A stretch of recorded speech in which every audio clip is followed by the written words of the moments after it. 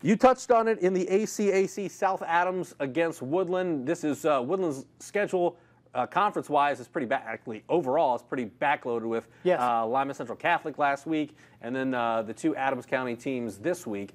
So as far as this game goes, how do you see it playing? Because I know Woodlan has been chomping at the bit to get another shot at South Adams, considering how their season ended last year. This Friday will tell us a lot about Woodlan. What kind of mindset are they in? Like you mentioned, they get knocked off in the postseason last year by South Adams. South Adams is still a very young team. We saw them kind of get exposed a little bit against Adams Central, a more veteran squad. Woodlan coming off a loss last week, coming off the loss to South Adams last postseason. How are they mentally coming into this game? I want to see them. If they can come out and just dominate South Adams, we feel pretty good about them going into the postseason in 2A. But if they come out, their struggle, their lackadaisical, or even if they get clipped by South Adams, you have to wonder, is this team of the mindset to really make a deep run like we all think they're capable of this postseason? If you're Sherwood Haydock, I don't think you're ever happy to lose a game, but is that a good point in the season to get dealt a loss, to say, okay, guys, we got to hit the reset button. We can't sail through the postseason. Although I will say this, if you looked at Harrell's predictions, they are the favorite, about 25% to win the 2A state championship according to the numbers.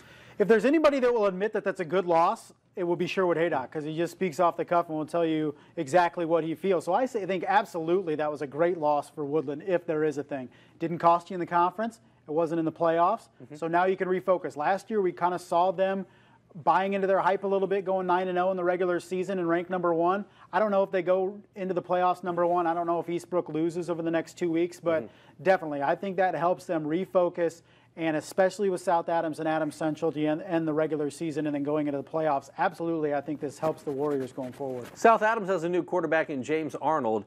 18 of 23, 269 yards, 3 touchdowns in his last start. Those are non-South Adams type of quarterback numbers that we see. So having that added dimension, he actually has a lot of good and talented wide receivers at his disposal.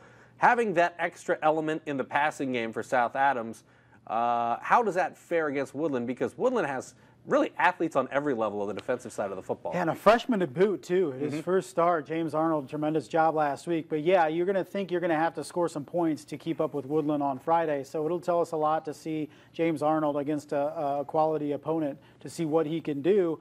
And then going forward, you got Adams Central sitting there in the first week of sectionals. South Adams would love another shot at them, and they'll get it. So does this help them that second time around against Adams Central in a couple weeks? I'm also a little bit intrigued to see Adams Central at Bluffton, because Bluffton's on a little bit of a roll. You know, they got a good thing going. They're trending upward. And that was one of the teams I was kind of high on at the beginning of the year, and I like to see Daddy Kunks do well down there. Right. Yeah.